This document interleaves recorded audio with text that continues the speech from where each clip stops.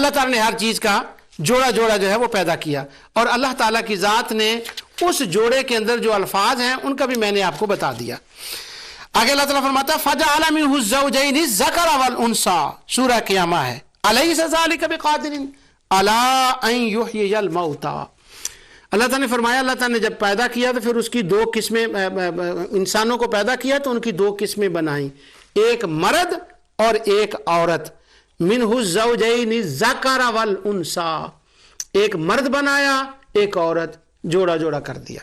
اس کے بعد فرمایا الیس ذالک بقادر، یہ بڑی خاص آیت ہے، اس کا بیان تو جب میں توحید اور رد شرک پر انشاءاللہ پروگرام شروع کروں گا یہ ساری تفاصیل اس میں بتاؤں گا، لیکن یہاں اشارہ سن لیں، الیس ذالک بقادر علی ان یحیی الموتیٰ۔ اللہ تعالیٰ فرماتا ہے جب اس نے ہر چیز کو بنایا، آسمان کو بنایا، زمین کو بنایا، دریاؤں کو بنایا، پہاڑوں کو بنایا، تمہیں بنایا اور تمہارے اندر میل اور فیمیل کو بنایا، تو آگے اللہ تعالیٰ فرماتا ہے پھر تم بھلا کیسے کہتے ہو کہ وہ کائنات کے فنا ہونے کے بعد وہ دوبارہ اس کے اندر طاقت نہیں ہے، قدرت نہیں ہے، وہ مردوں کو زندہ نہیں کر سکتا؟ یہ بدبختو، جب میں نے سارے اس جہان کو بنا لیا، الیس ذالک بقادر علی ان یحیی الموتیٰ، تو پھر پلا وہ اس پر وہ قادر نہیں ہے کہ وہ مردوں کو دوبارہ زندہ کرے؟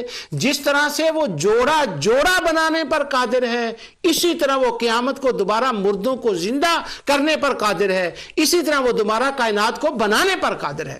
لوگ جلدی سے شرک مشرک کہہ دیتے ہیں لوگوں کو، یہ شرک ہوتا ہے جب یہ کسی کا عقیدہ ہو تو تب وہ شرک بنتا ہے۔ اس کی انشاءاللہ تفصیل آگے آئے گی۔ نا جی وہ ایک ہی چیز ہے، یہ حسنہ اور کہاں سے آپ نے نکال لیا؟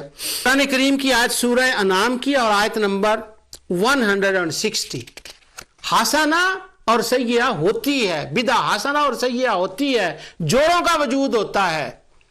اللہ تعالیٰ نے فرمایا من جاء بالحسنۃ، لفظ سن لے، اب تو وہ اصل لفظ آ گئے، من جاء بالحسنۃ فلہ عشر امثالھا ومن جاء بالسیئۃ فلا یجزی الا مثلھا وہم لا یظلمون۔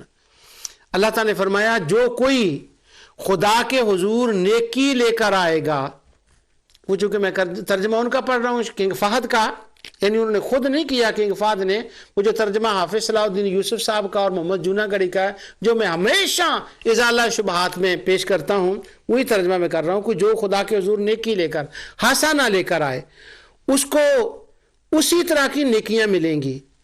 وَمَنْ جَاءَ بِالسَّيِّئَةِ، اور جو برائی لائے گا اس کو ویسی ہی سزا ملے گی، کسی پر ظلم نہیں کیا جائے گا۔ یہ تو آیت کا ایک مفہومی سا ترجمہ تھا۔ اب جو بات میں اس سے سامنے لانا چاہتا ہوں وہ یہ ہے کہ جیسے ہر چیز کا جوڑا ہے، اسی طرح ایک حسنہ ہوتی ہے، ایک سیئہ ہوتی ہے، اسی طرح ایک بدعہ حسنہ ہوتی ہے اور ایک سیئہ ہوتی ہے۔ وہ حسنہ کیا ہوتی ہے، سیئہ کیا ہوتی ہے، اس کا بیان تو آگے آئے گا۔ ابھی تو میں صرف یہ آپ سے منوانے کی، اپنے دوستوں شبہ ڈالنے والوں سے کوشش کر رہا ہوں کہ ایک ہی معنی اس کا نہیں ہوتا۔ یہ جو اللہ تعالیٰ نے کرم فرمایا ہم پر کہ ہم ایک حسنہ کریں، ایک نیکی کریں، تو عشر امثالھا، 10 نیکیاں ویسی اللہ تعالیٰ عطا فرمائے گا۔ یہ کرم کیسے ہوا؟ کبھی کبھی تو ناظرین ازالہ شبہات کے کہتے ہوں گے کہ یہ درمیان سے کوئی نہ کوئی اور بات وہ لے آتا ہے، یہ بات مجھے آگے گزرنے نہیں دیتی۔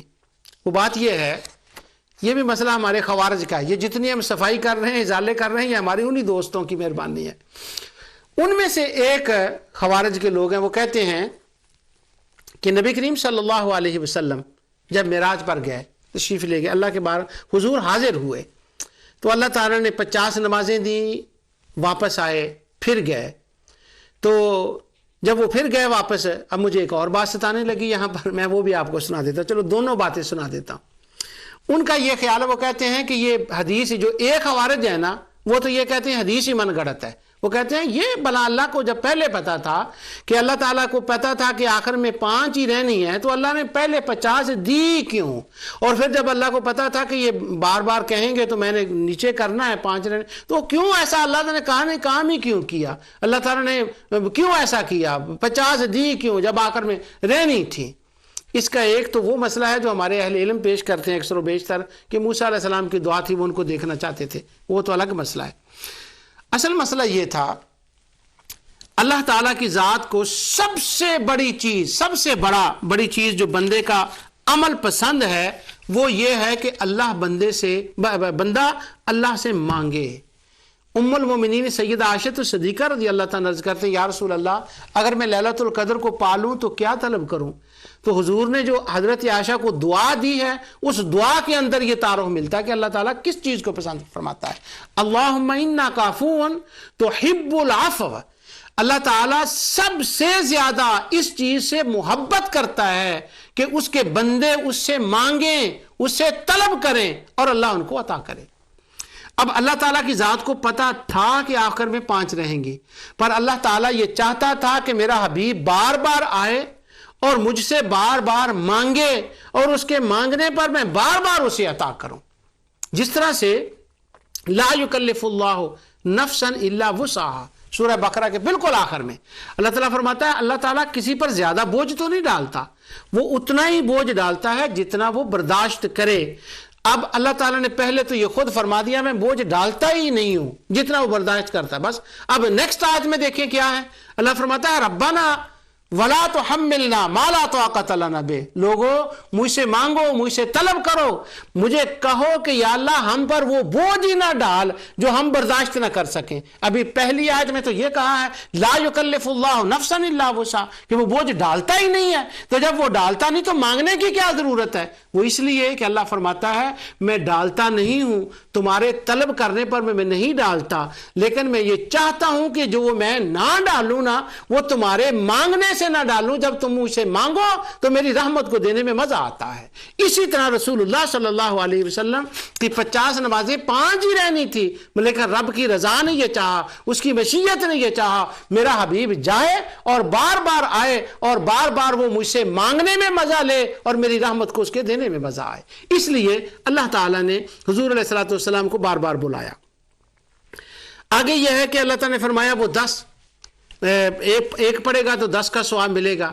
جب آخری بار حضور واپس نہ گئے، جب وہ واپس نہ گئے حضور آخری بار، تو کیا ہوا کہ اللہ تعالیٰ نے کرم یہ کر دیا کہ من جاء بالحسنۃ فلہ عشر امثالھا، کہ حضور علیہ السلام واپس نہ گئے تو کرم یہ ہوا کہ صرف نماز کی بات نہیں رہ گئی کہ ایک نماز پڑھیں گے تو 10 کا ثواب ملے گا، یہ جنرل قانون بن گیا اس کی رحمت کا کہ جب بھی کوئی ایک نیکی کا کام کرے گا تو اس کو 10 مل جائیں گے، لیکن ہو حسنہ سیئہ نہ ہو۔ تو میں یہ بات بتا رہا تھا کہ حسنہ بھی ہوتی ہے اور سیئہ بھی ہوتی ہے۔